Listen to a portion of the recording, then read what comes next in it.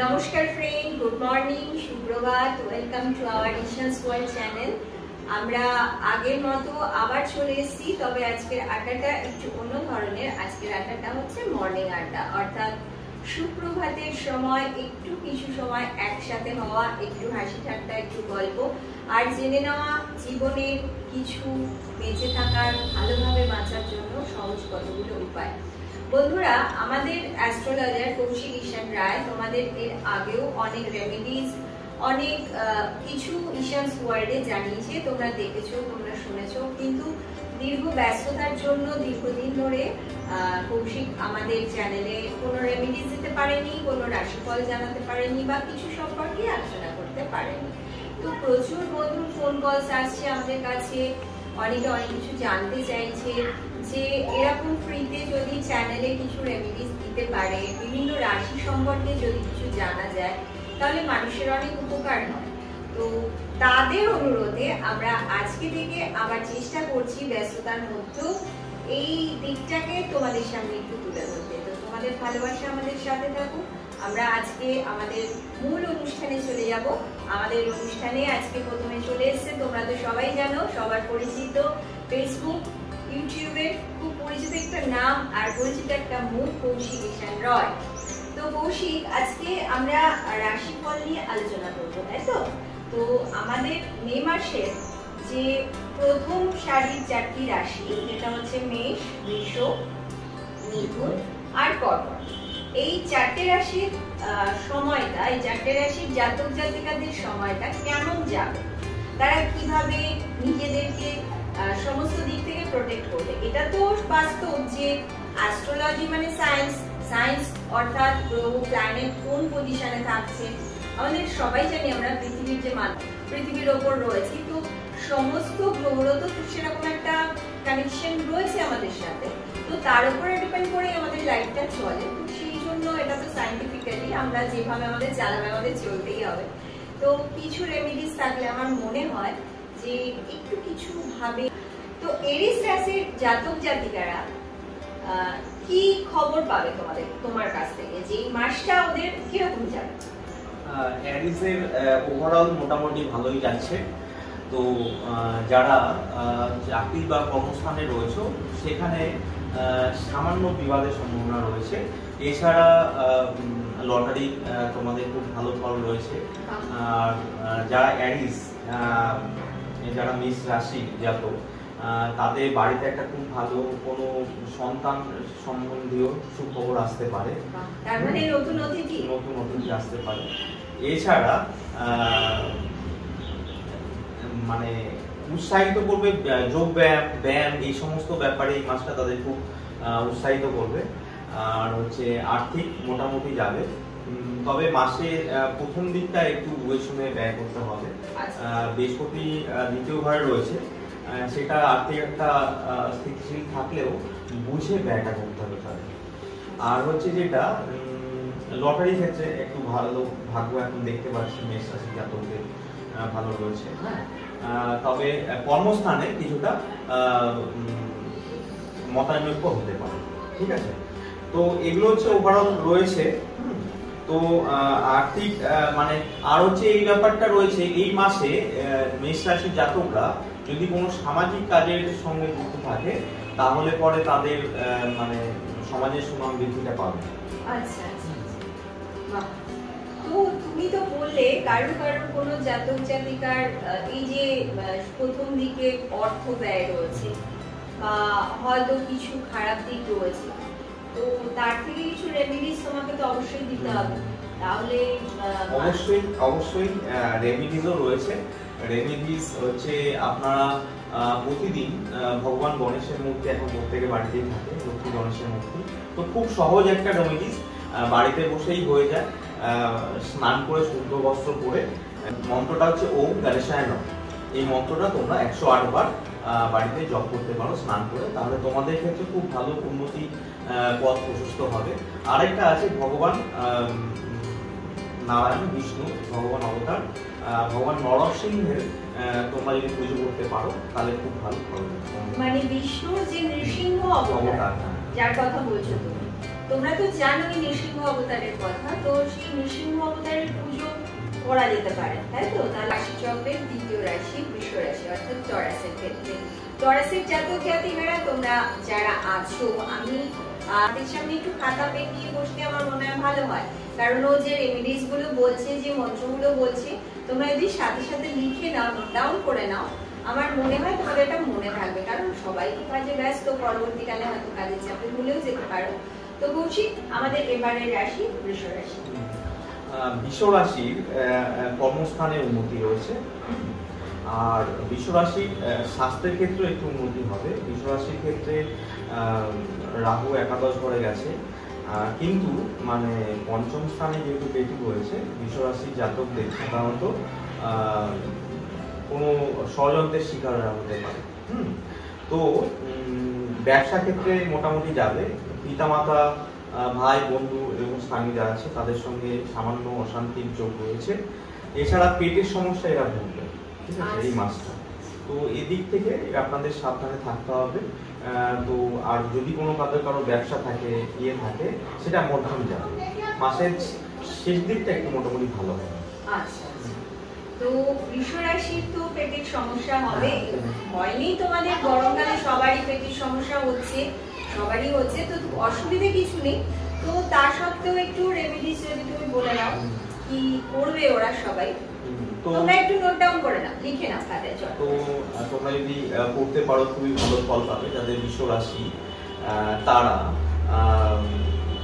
তোমরা যজ্ঞ বা হবন বৃহস্পতিবার করে তোমরা পুজো করতে পারো বাড়িতে। লক্ষ্মী গণেশের পুজো, ভগবান বিষ্ণুর পুজো, অথবা মা তারার যজ্ঞ হবন যদি বৃহস্পতিবার করে করতে পারে, তাহলে বৃহস্পতিবার স্ট্রং প্রতিকার কিছুটা করা যাবে। তো তাদের মোটামুটি কিছুটা এই মাসটা ভালো যাবে, আর ওভারঅল তাদের যজ্ঞ হবন থাকলে বাড়িতে খুব ভালোই যায়। আচ্ছা কৌশিক, ধরো যাদের তোমার বৃহস্পতি ডাউন আছে, তাদের কি মা তারার পুজো করলে তাদের জায়গাটা স্ট্রং হয় না? মা তারাকে কিভাবে পুজো করতে হয় যদি তুমি ওদেরকে একটু বলে দাও। মা তারাকে অনেক রকম ভাবেই করতে পারে, তাও তোমার যেটা প্রসেস যদি একটু হেল্প করে দাও। মা তারাকে পুজো করা, মা লক্ষ্মীকে পুজো করা মোটামুটি কাছাকাছি একই রকম। আচ্ছা, আর মা তারাকে যেরকম ভাবে পুজো দিতে হয় সেরকম ভাবে সাধারণভাবে পুজো দিতে পারে। জবা ফুল দিয়ে মা তারাকে একটু বেলপাতা দেয়, তো জবা ফুল দিয়ে পুজো করাটা খুব ভালো, খুব ভালো উন্নতি হবে।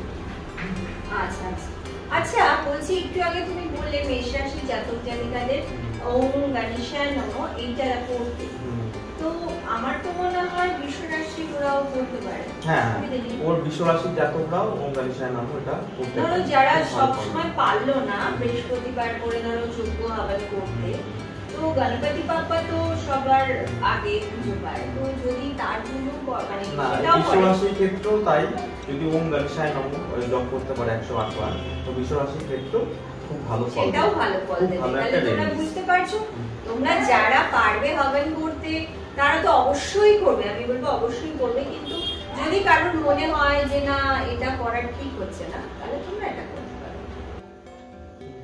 তো আমরা কৌশিকের কাছ থেকে বৃষ রাশির সমস্ত কিছু জানলাম। এবার আমরা চলে যাব মিথুন রাশিতে, জেমিনিতে। তো জেমিনির জাতক জাতিকারা তোমরা আমাদেরকে একটু শোনো, তোমাদের যদি, আর এর মাঝখানে আমি বলছি তোমরা এই রেমেডিস গুলো পেয়ে যদি সন্তুষ্ট না হও, তো আমাদের কন্ট্যাক্ট নাম্বার আছে তোমরা জানো, সেই নাম্বারে কন্ট্যাক্ট করে কৌশিক ঈশান রায়ের সাথে অ্যাপয়েন্টমেন্ট নিয়ে তোমরা এর থেকে বেশি জানতে পারবে। তো আমি চলে যাবো জেমিনিতে। কৌশিক, জেমিনি সম্পর্কে তোমার কি চিন্তা ভাবনা? হ্যাঁ, জেমিনির ক্ষেত্রে মানে খুব ভালোই রয়েছে। ব্যবসা ক্ষেত্রে উন্নতি, পদোন্নতি রয়েছে, বেতন বৃদ্ধির যোগ রয়েছে, কিন্তু যেটা খুব সাবধানে থাকতে হবে সেটা হচ্ছে চিকিৎসা স্বাস্থ্য ক্ষেত্রে প্রচুর পরিমাণ ব্যয় হবে, আর যার কারণে মানসিক ও শারীরিক অসুস্থ পাচ্ছি, খরচটা একটু বৃদ্ধি পাবে। তো খরচটা সামনে চলতে হবে, আর হচ্ছে চিকিৎসা ক্ষেত্রে ব্যয় বাড়ছে, এটা বলে দিলাম। আর হচ্ছে ওভারঅল পদোন্নতি রয়েছে, আর হচ্ছে কর্মক্ষেত্রে বিবাদের একটা সম্ভাবনা দেখতে পাচ্ছি।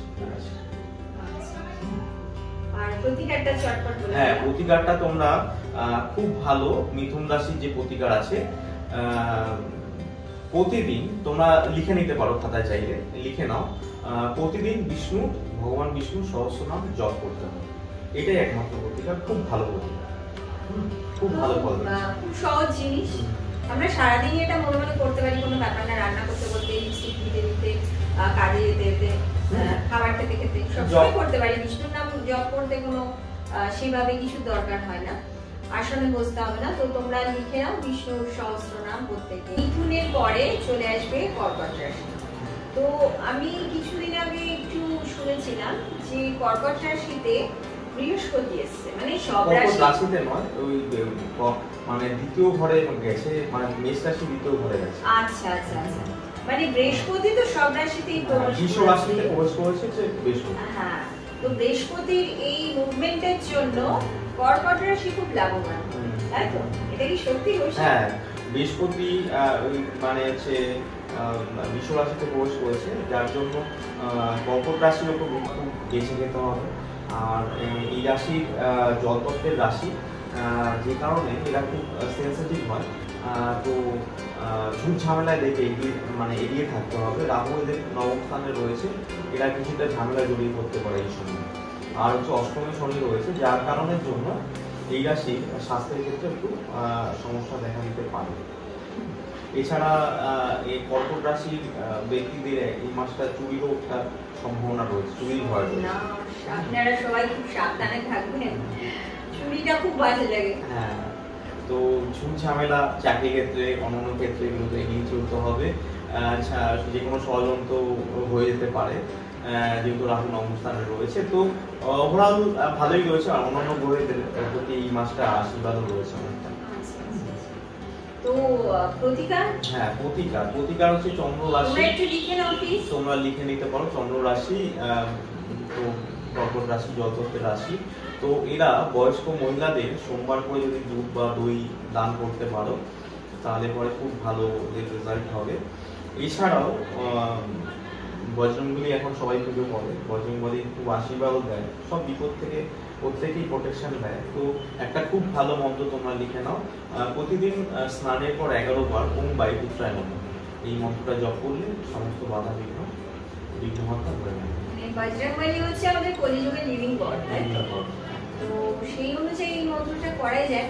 আচ্ছা কৌশিক, আমি একটা জিনিস জিজ্ঞাসা করবো, এই যে তুমি বললে বয়স্ক মহিলাকে দুধ দই এসব দিতে, এটা কোন ধরনের? মানে ধরো নিজের লোককেও কি দিতে পারবে নাকি যে কোনো মানুষকে দিতে পারে? ফ্যামিলির লোককে দিলে হবে নাকি বাড়ির বাইরে? ফ্যামিলির লোককে তো আমরা সব সময়ই দিই। আচ্ছা, তো তাতে নিজেদের একটা কর্তব্যই থাকে দেওয়া। তো বাইরের মানুষকে দিলে পরে বেশি ফলটা পাবে। তো আমার মনে হয় তোমরা যদি কোনো বয়স্ক গরিব মানুষ, গরিব মন্দিরের সামনে যারা থাকে, এরকম দিলে মনে হয় আরো বেশি ফলটা হবে, যার প্রয়োজন আছে। একদম, ঠিক আছে। তো খুব সহজ উপায়গুলো করে আমরা কিছু ভালো ফল অবশ্যই পাবো। আমরা এরকম রাশি ফলগুলো প্রত্যেকটা বন্ধুর উপকারের জন্য আমরা অবশ্যই বলবো। আর একটা আমার রিকোয়েস্ট আছে যে কোনো ব্যক্তি ফেসবুকে আমাকে ডেট অফ বার্থ দিয়ে আবেদন করবেন না, দয়া করে, যে আমার একটু ছকটা দেখে দিন। এরকম ভাবে দেখা হয় না, এটা একটা সাধনা। এটা যদি আমি বলে দিই, যারা এই সাধনায় রয়েছে, যারা এই প্রফেশনে রয়েছে, আমি অনেককেই বলে দিই এমনিতে। হ্যাঁ, তো যারা রয়েছে তাদের তো এটা রুচি, তাদের তো একটা পরিশ্রম, এবার সেইটা করাটা উচিত হবে না। আমারও মনে হয় যারা জানতে চায় তাদেরকে কিছু দিয়ে অন্তত দেখাটা উচিত। যে কোনো কাজে একটা পারিশ্রমিক হয়, জিনিস নিয়ে আসবো, আর ভূমিকা সঙ্গে থাকবে, আমিও থাকবো। তো এই অনুষ্ঠানটা চালু করলো, তারই আগ্রহ আমি চালু করেছি, যাতে তোমাদের অনেক উপকার হয়। তো তোমরা জানাবে তোমাদের কেমন লাগলো। আর